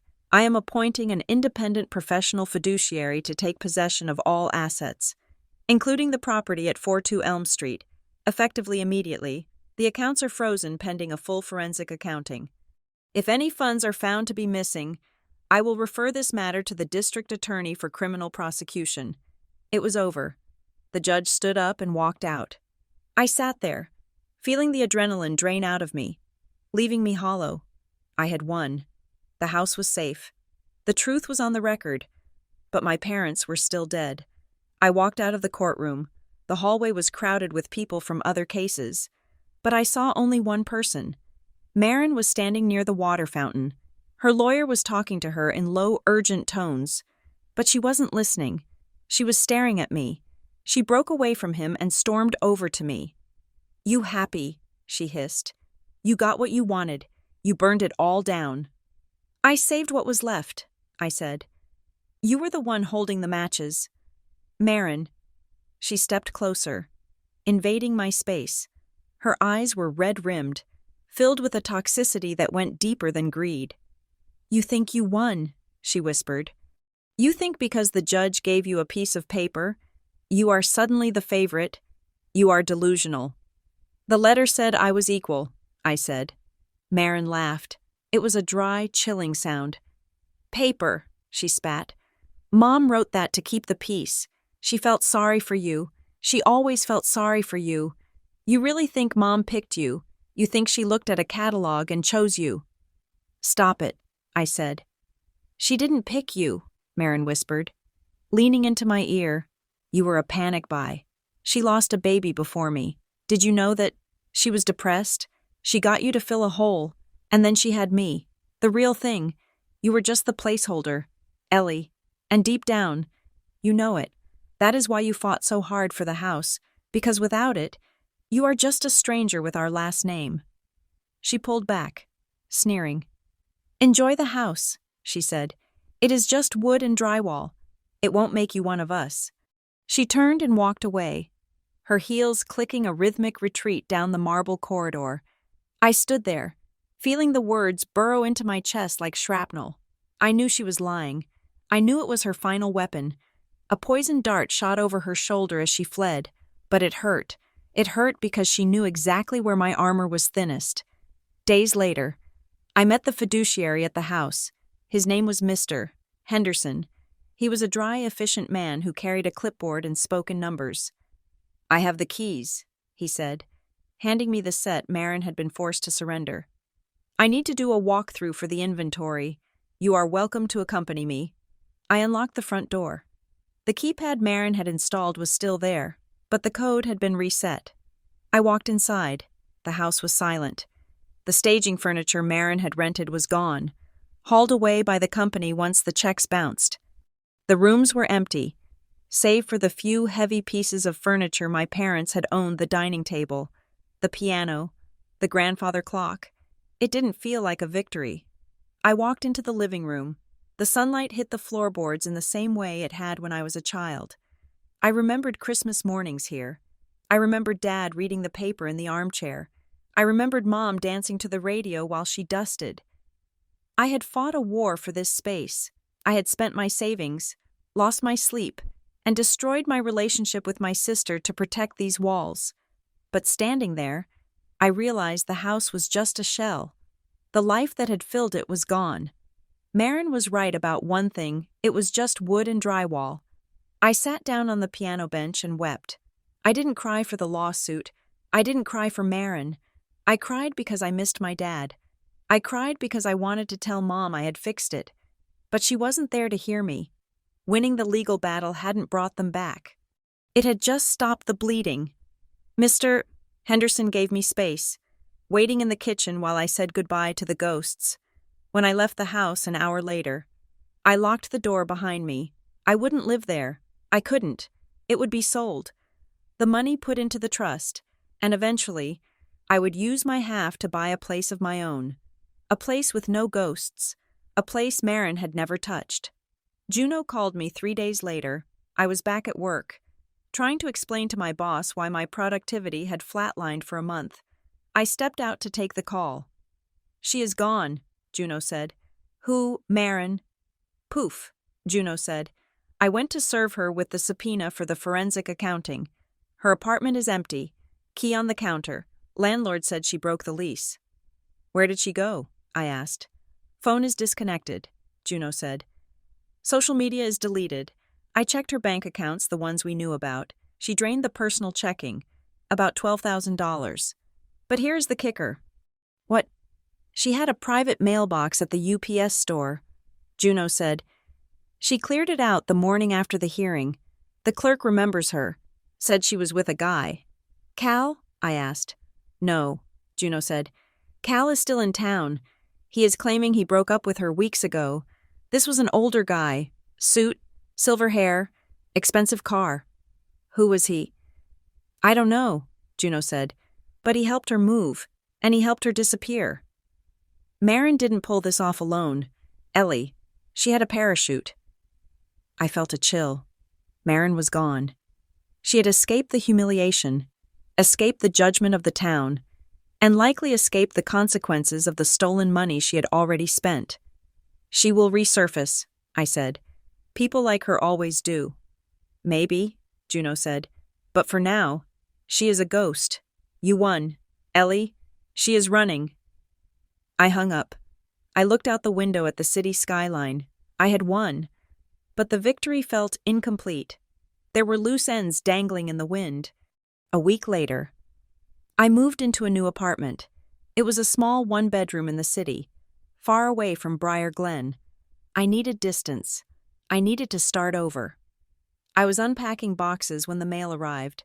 There was a stack of bills, a flyer for a pizza place, and a plain white envelope.